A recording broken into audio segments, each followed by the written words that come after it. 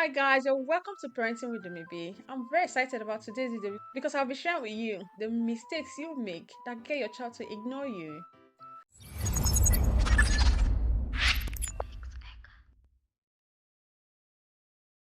Have you ever found yourself in that space where you need to talk to your child over and over or raise your voice before your child listens to you? The sad truth is, you might have trained them that way unconsciously. I know some of you might say, I've always taught my children to listen to me each time I talk to them and not to ignore. I completely understand that you will not intentionally teach your child to ignore you.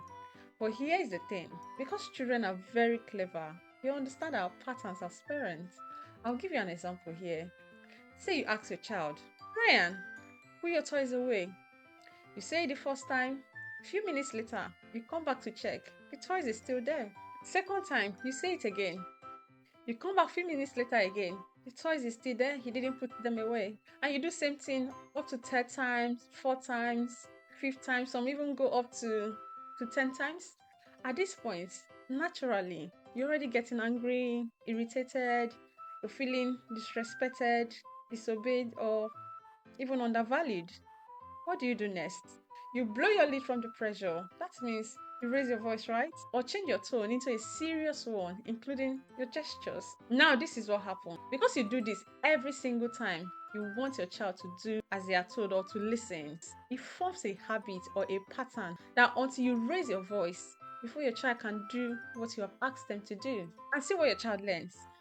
I don't have to respond to my mom or my dad until they repeat themselves over and over again, or until they raise their voices.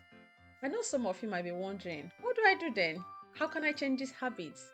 Well, the first thing is to stop repeating yourself over and over again. And second thing is, once you ask your child once, at least 2 times, never ask your child to do something when you yourself, you're distracted or busy doing your own thing. Because your child too needs your full attention, as well as you need their full attention to be able to do what you've asked them to do.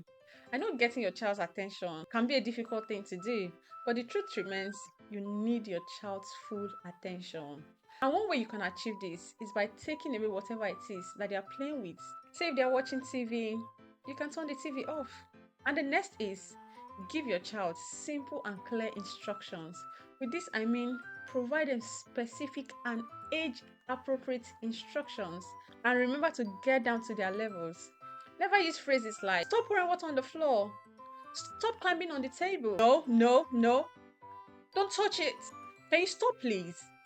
Don't get that toys out again. The truth is, saying any of this will actually not get you what you want, unlike when you tell them what you really want them to do. Also, avoid question statements like, do you want to leave the park now? Because someone like my son, he will say no to me. So instead, you can say, it's time to leave the park. It's time to put your toys away. It's time to go home. And the next reason why your child ignores you is because every child has a need for autonomy that must be satisfied. It's crucial to satisfy this need by informing them of what is going to happen next. Helping them know what to expect can get them to cooperate.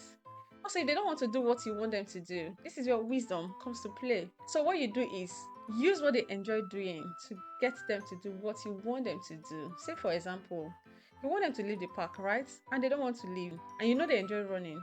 So you could say, shall we do quick race around the park? Then run to the car and let's see who will be the first to touch the car. Your child is likely to say yes. And also remember to give them time to think about what you have said and respond.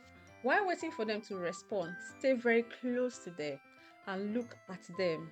And if after this, they did not follow your instructions, it might simply be that they did not understand what you have asked them to do. So what you can do next is to show them the behavior you expect from them by saying, say for example, you want them to leave the park, right? So you can start by walking towards the exit door or the gate and say, it's home time now, I'm leaving now, bye. And if they still did not come along, then take a deep breath and explain to them the consequences of not doing what you have asked them to do. By saying to them, if you don't leave the park now, it means you've chosen not to come to park tomorrow. It's your choice. You decide whether you want to come to park tomorrow or not. If they still care less, take control by picking them up and take them home. And remember not to fall into the temptation of bringing them to the park the following day. Also, because your child is already used to you raising your voice, before they do as they are told.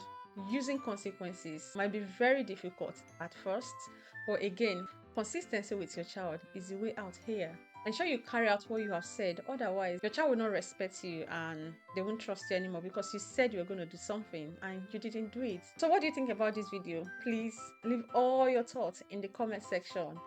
I'd like you to share this video and like it so other parents can see it. Have you subscribed to my channel yet?